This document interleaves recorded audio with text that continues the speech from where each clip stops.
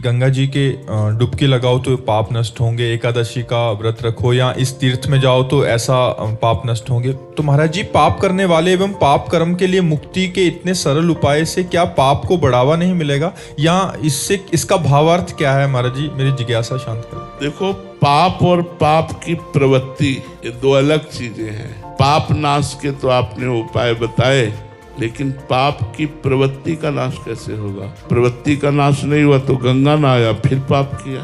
तीर्थ याटन गए, फिर पाप किया। तो हाथी के स्नान जैसा वो स्नान हुआ। हाथी स्नान किया, धूल भर के सूंड से फिर ऊपर डाल लिया, तो क्या स्नान किया? तो जब तक पाप की प्रवृत्ति का नाश नहीं होगा तब तक बात नहीं बनेगी। मुद मंगलमय संत समाजू, जो जग जंगम तीर्थ राजू। अगर संतों का अवगाहन कर लिया जाए तो करोड़ों बार गंगा स्नान का फल एक बार संत समागम है। क्यों? क्योंकि संत समागम सीधे पाप की प्रवृत्ति का नाश कर देता है, भगवान के चरणों में चित्त जोड़ देता है। इन तीर्थों का, इन पवित्र नदियों का स्नान करने का फल है भगवान से प्रेम हो जाना। यदि भगवान से प्रेम ना हुआ तो फिर वही पाप प्रवृत्तियां होती रहेंगी, तो लाभ क्या मिला हमें? तो ये पाप बढ़ावे के लिए नहीं है, औषधि रोग बढ़ावे के लिए नहीं है, रोग का नाश करने के लिए है।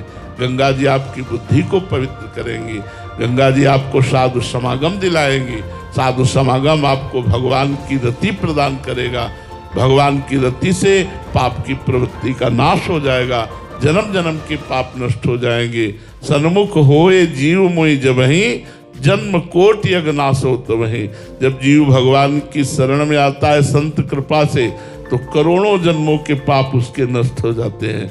इसलिए संत समागम सर्वोपरि है। संत समागम करो, अपनी बुद्धि को पाप की प्रवृत्ति से हटाओ, फिर गंगा स्नान करो तो आनंद प्राप्त होगा।